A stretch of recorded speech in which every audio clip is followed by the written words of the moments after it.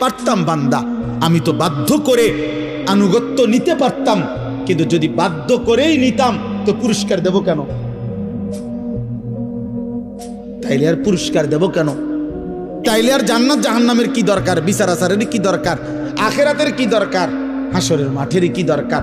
কারণ আমি যাকে বাধ্য করাইয়া সেজদা করাইছি, তো সেখানে তোমার কৃতিত্ব কি? আর তোমার যদি কোনো কৃতিত্ব না হয় তো পুরস্কার কি? আবার কথা বোঝেন নাই?